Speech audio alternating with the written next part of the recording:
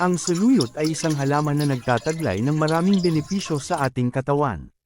Siksik din ito sa bitamina at minerals tulad ng vitamin A, C, E, K, riboflavin o vitamin B2, niacin o B3, pantothenic acid o B5, pyridoxine o B6. Kaya ugaliing pakainin ang mga anak ng mga gulay katulad ng mga ito.